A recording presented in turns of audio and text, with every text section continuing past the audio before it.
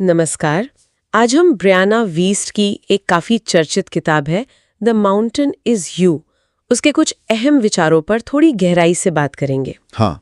अक्सर हमें लगता है ना कि जिंदगी में जो रुकावटें हैं वो सब बाहर है, मतलब लोग, हालात, मुश्किलें। बिल्कुल। पर क्या हो अगर सबसे बड़ी चुनौती, वो पहाड़ जिस पर हमें असल में चढ़ना है, वो कहीं हमारे अंदर ही हो? हाँ, देखिए यही इस किताब का बिल्कुल सेंट्रल आइडिया है। ये मानती है कि हमारी असली लड़ाई बाहरी दुनिया से उतनी नहीं है जितनी हमारी अपनी अंदरूनी दुनिया से है। अंदरूनी दुनिया से? हाँ, मतलब हमारे डर, हमारी वो पुरानी चोटें हैं, शायद अधूरी इच्छाएं हैं, ये सब मिलकर आप कह सकते हैं एक अदृश्य पहाड़ सा बना देते हैं। तो आज हम इसी पर बात करेंगे कि हम कई बार अनजाने में खुद को आगे बढ़ने से कैसे रोकते हैं। इसी को किताब सेल्फ सैबोटाज कहती है और इससे बाहर निकलने का रास्ता क्या हो सकता है। तो ये सेल्फ सैबोटाज मतलब खुद के ही रास्ते में रोड़ा बनना, किताब इसे सिर्फ एक बुरी आदत या कोई कमी नहीं मानती। ये बात मुझे काफी इंटरेस्टिंग लगी। हाँ बिल्कुल, किताब का नजरिया यहाँ थोड़ा अलग है और काफी गहरा भी। वो कहती है कि सेल्फ सैबोटाज असल में एक तरह का एक सिग्नल है, एक इशारा। सिग्नल? हाँ, ये बताता है कि हमारे अंदर कोई गहरा मुद्दा है जिस पर ध्यान देने की जरूरत है। हो सकता है कोई पुराना डर हो, या खुद को लेकर कोई गलत धारणा पाल रखी हो, या फिर कोई ऐसी दो इच्छाएं हैं जो आपस में टकरा रही हैं। जैसे मान लीजिए सुरक्षा की चाह भी है और साथ ही आजादी की भी। अब ये दोनों एक साथ कैसे पूरी हों? तो सेल्फ सैबोटाज इन्हीं अंदरूनी कश्मकश का एक बाहरी रूप बन जाता है। अच्छा, यानी जैसे अगर कोई रेसर है, हाँ। वो बार बार रेस से ठीक पहले मान लीजिए बीमार पड़ जाता है, हाँ। तो शायद वो सिर्फ बदकिस्मती नहीं है। हाँ, हो सकता है उसके अंदर का कोई हिस्सा है जो जीतने से डर रहा है। बिल्कुल वैसा ही। किताब में से कई उदाहरण हैं, जैसे किसी जरूरी काम को लगातार टालते रहना, प्रोक्रास्टिनेशन जिसे कहते हैं। हाँ, टाल मटोल। या फिर हर चीज को इतना परफेक्ट करने की कोशिश करना कि काम शुरू ही ना कर पाए। परफेक्शनिज्म। हाँ। या फिर रिश्तों में खुद को पूरी तरह खुलने से रोकना। ये सब तरीके हो सकते हैं जिनसे हम अनजाने में खुद को आगे बढ़ने से रोकते हैं। क्यों रोकते हैं? क्योंकि अंदर कहीं शायद बदलाव से या सफलता से जुड़ा कोई डर बैठा है। तो ये एक तरह का बचाव का तरीका बन जाता है, डिफेंस मैकेनिज्म, भले ही वो हमें नुकसान क्यों ना पहुंचा रहा हो। तो अगर ये एक सिग्नल है, एक बचाव का तरीका है, तो फिर इसे दुश्मन समझने के बजाय हमें इसे समझने की कोशिश करनी चाहिए। शायद यहीं पर वो इमोशनल मास्टरी वाली बात आती है ना? बिल्कुल सही। यहीं से वो समाधान का रास्ता खुलता है। देखिए, इमोशनल मास्टरी का मतलब भावनाओं को दबाना या खत्म करना बिल्कुल नहीं है, जैसा अक्सर लोग समझ लेते हैं। हाँ, अक्सर यही लगता है। नहीं, किताब के अनुसार इसका मतलब है अपनी भावनाओं को सुनना, समझना कि वो क्या कहने की कोशिश कर रही हैं। डर है, गुस्सा है, उदासी है, ये सब सिर्फ बुरे एहसास नहीं है, ये जानकारी लेकर आते हैं। They are messengers. लेकिन रोजमर्रा की जिंदगी में ये करना कितना मुश्किल हो सकता है जब कोई बहुत तेज भावना होती है, जैसे डर या चिंता। हाँ बिल्कुल। जब वो हावी होती है तो उसे लेशंस होकर सुनना, समझना, ये आसान तो नहीं लगता। किताब क्या कोई तरीका सुझाती है इसके लिए? हाँ, किताब एक पूरी प्रक्रिया पर जोर देती है। पहला कदम है भावना को पहचानना, उसे एक नाम देना। हाँ, सिर्फ ये नहीं कहना कि मुझे बुरा लग रहा है। पूछना, क्या ये डर है, गुस्सा है या शर्मिंदगी है? फिर उसे शरीर में महसूस करना, कहाँ तनाव लग रहा है, कहाँ खिंचाव है। अच्छा, बॉडी में फील करना। हाँ, और सबसे जरूरी कदम, उससे पूछना, तो मुझे क्या बताने की कोशिश कर रहे हो? तुम्हारी जड़ क्या है? जैसे परीक्षा से पहले की घबराहट, वो शायद ये बता रही हो कि तैयारी ठीक नहीं है, या फिर कहीं गहरे में फेल होने का डर बैठा है। अच्छा। एक बार वो जड़ समझ आ जाए तो फिर उस पर काम किया जा सकता है। इसे समझने के लिए शायद वो एवरेस्ट चढ़ने वाले पर्वतारोही का उदाहरण सही बैठता है। सही। जो आपने पहले कहा था। हाँ। कि असली चुनौती वो बर्फीली हवा या खड़ी चढ़ाई उतनी नहीं होती। सही। जितनी उसके मन के अंदर का डर और शंकाएं होती हैं। अगर वो अपने अंदर के इस पहाड़ पर विजय पा ले, अपने डर को समझ ले, तो बाहरी पहाड़ की चढ़ाई शायद मुमकिन हो जाती है। एकदम सही कहा। बाहरी चुनौतियां तो रहेंगी, वो कहीं नहीं जाती, लेकिन जब हम अपने अंदरूनी संघर्षों को समझ लेते हैं और उन पर काम करते हैं, तो उन बाहरी चुनौतियों से निपटने की हमारी जो क्षमता है वो कई गुना बढ़ जाती है। हाँ, ये बात तो है। और फिर वो सेल्फ सैबोटेज के पैटर्न भी टूटने लगते हैं, क्योंकि जिस अंदरूनी जरूरत या डर की वजह से वो पैटर्न बना था, अब हम उसे सीधे तौर पर एड्रेस कर रहे हैं। तो इस पूरी चर्चा का निचोड़ सार यही निकलता है कि जिसे हम बाहरी बाधा समझ रहे होते हैं, कई बार वो हमारे अंदर की ही अनदेखे, अनसुलझे पहलू होते हैं। असली पहाड़ वो हम खुद हैं। और सबसे अहम बात जो याद रखने वाली है वो ये है कि ये अंदरूनी पहाड़ कोई श्राप या कोई कमी नहीं है। सेल्फ सैबोटेज के जो सिग्नल्स हैं वो हमें बता रहे हैं कि कहाँ मरहम की जरूरत है, कहाँ विकास की गुंजाइश है।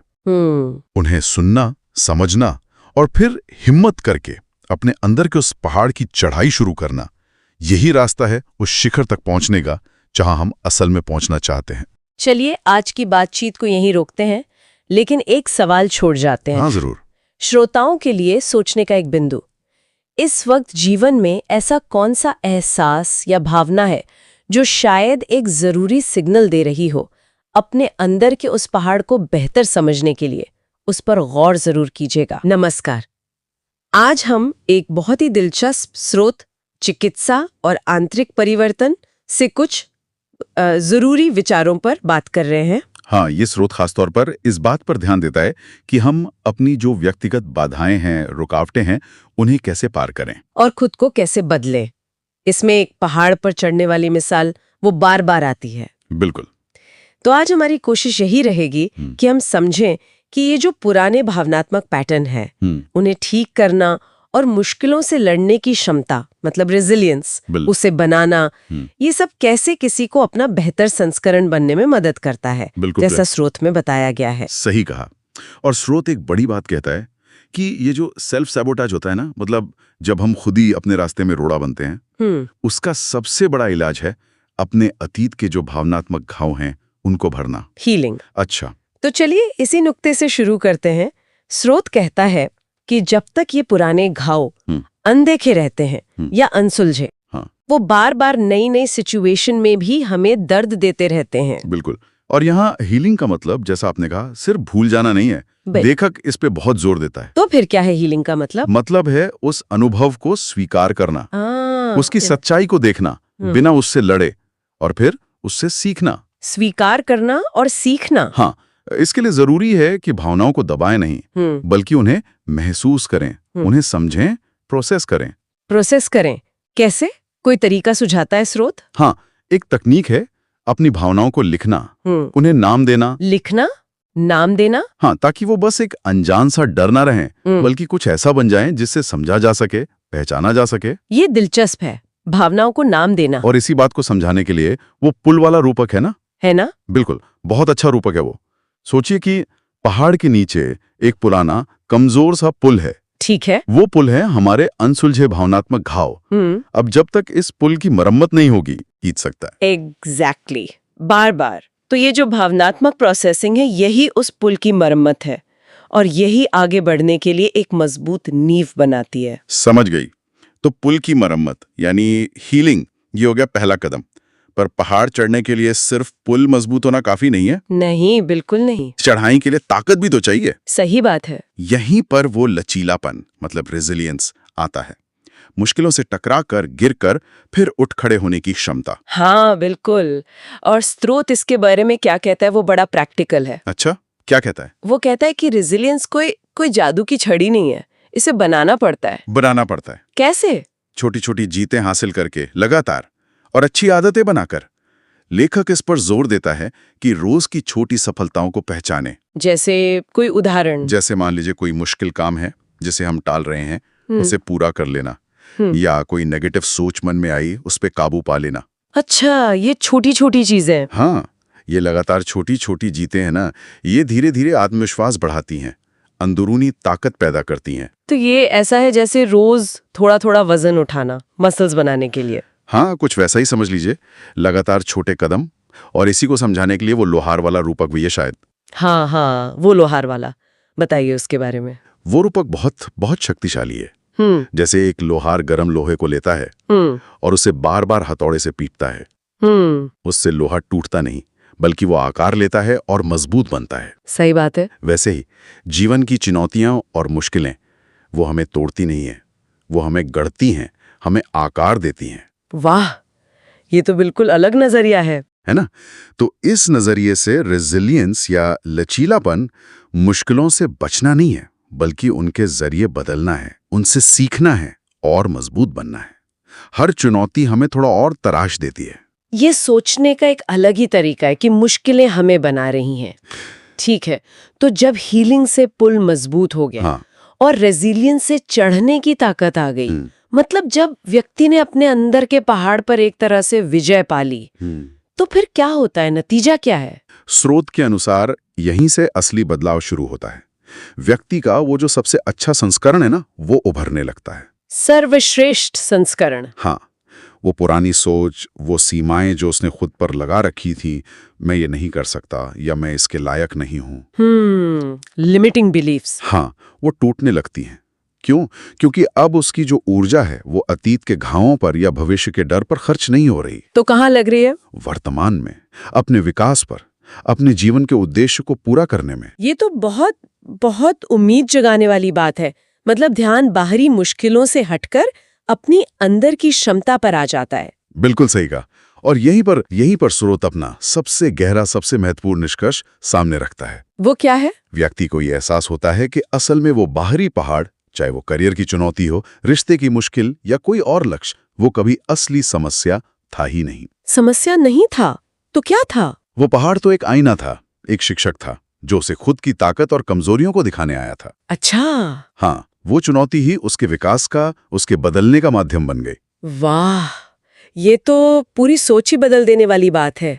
तो अगर मैं इसे समेटूं तो इस किताब का सार ये है कि पहाड़ पर विजय पाना असल में अपने अंदर के डर, शक और दर्द पर विजय पाना है। बिल्कुल। बाहरी चढ़ाई तो बस एक प्रतीक है, एक सिंबल है। सही। और लेखक का जो अंतिम विचार है वो उस पूरी यात्रा को बहुत खूबसूरती से समेटता है। क्या है वो? वो कहता है, आप ही पहाड़ हैं और आप ही चढ़ने वाले हैं। आप ही पहाड़ हैं और आप ही चढ़ने वाले हैं। गहरी बात है। हाँ, इसका मतलब यही है कि चुनौती और उसका समाधान दोनों हमारे अंदर ही हैं।